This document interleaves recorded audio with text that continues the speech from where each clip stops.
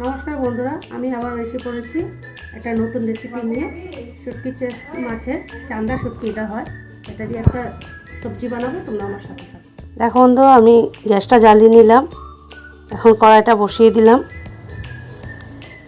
এখন এখানে একটু জল দেব। আজকে আমি বানাবো এই যে ফুলকপির ডাঁটাগুলো আছে না, ওগুলো কেটে নিয়েছি, ওগুলো দিয়ে শুটকি সবজিটা বানাবো। শিমগুলো দিয়ে দিলাম, এগুলো একটু বয়েল হবে। দেখো দিয়ে দিচ্ছি, খুব ভালো লাগবে এই শুটকির তরকারিটা। তোমরা কিন্তু ঘরে ট্রাই করবে বন্ধুরা। আমি একটু লবণ দিয়ে দিলাম, এখানে একটু ঢেকে দিলাম 5 মিনিটের জন্য। 5 minutes later. 5 মিনিট হয়ে গেছে বন্ধুরা, এখন উঠিয়ে দেখবো। অনেকটা বয়েল হয়ে গেছে দেখো।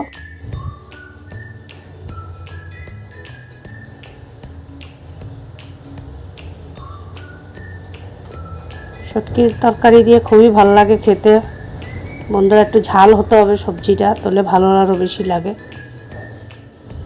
এখন উঠিয়ে নিচ্ছি, উঠিয়ে জলটা ফালিয়ে কড়াইটা পরিষ্কার করে বসে দিলাম। এখন এখানে তেল ব্যবহার করব। এখন তেলটা গরম হয়ে গেছে, এখন এখানে চান্দা শুটকিগুলো দিয়ে দেব একটু ভাজার জন্য।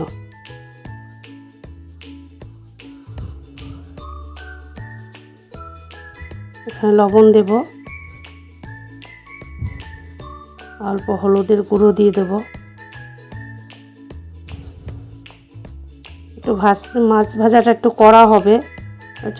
চান্দা মাছের অনেক কাঁটা থাকে, সবজির মধ্যে কাটা কাটা লাগবে। হয়ে গেছে ভাজা, এখন উঠিয়ে দিলাম। এই তেলের মধ্যে আমি কালো জিরে একটু দিয়ে দেব। দেখো তেল একটু কমে গেছিলো, আবার তেল দিয়ে দিলাম। এখন পেঁয়াজ সম্বার দেব।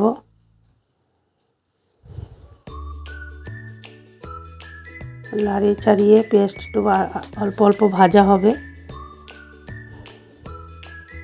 ভাজা হলে এখানে আমি পেঁয়াজ রসুন বাটা করেছিলাম, ওটা দিয়ে দিলাম।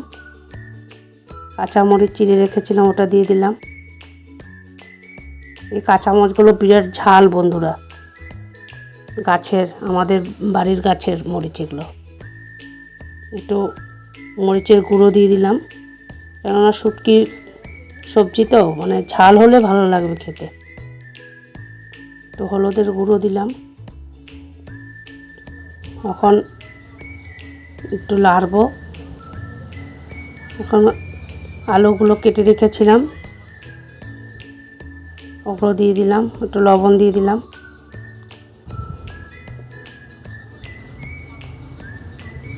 বেগুন কেটে রেখেছিলাম, বেগুন দিয়ে দিলাম।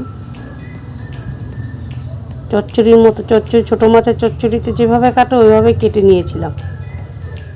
এরকম চিকন চিকন করে কাটলে মানে সবজিটা ভালো লাগবে। 5 মিনিটের জন্য ঢেকে দিলাম। 5 minutes later. এখন উঠিয়ে ফেলবো, 5 মিনিট হয়ে গেছে বন্ধুরা। দেখো ভাজা ভাজা হয়েছে।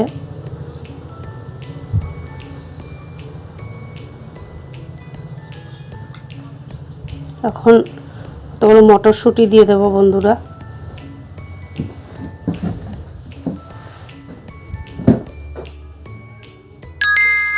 চান্দা মাছ দিয়ে, তোমার চান্দা মাছের বাটা একদিন তোমাদের সাথে আমি শেয়ার করবো রেসিপিটাও, খুব ভালো লাগে। এখন ওই বয়েল সবজিগুলো দিয়ে দিচ্ছি। ফুলকপির ডাঁটাগুলো বহুত ভালো লাগে খেতে, শস্য দিয়ে বানালেও ভালো লাগে, আর শুটকি দিয়েও বানালেও ভালো লাগে খেতে। এখন আবার ঢেকে দিলাম 5 মিনিটের জন্য। 5 minutes later. এখন উঠিয়ে ফেলছি, একটু লাড়িয়ে নেব।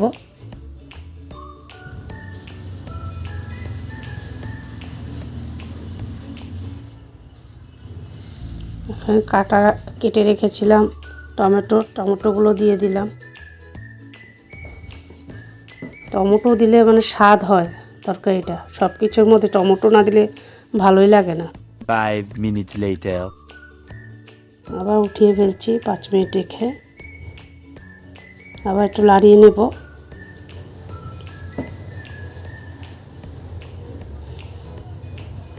তোমরা কে কে এইভাবে সবজি শুটকি সবজি খাও আমাকে বলবে। একটু জল দিয়ে দিলাম, এখন একটু নাড়িয়ে আবার 5 মিনিটের জন্য ঢেকে দেব।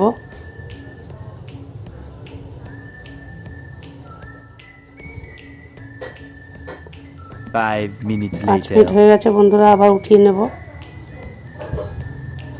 এখন একটু নাড়িয়ে চাড়িয়ে নেব বন্ধুরা। দেখো মাখো মাখো টাইপের একটু হয়েছে, তেলটাও ছেড়ে দিয়েছে।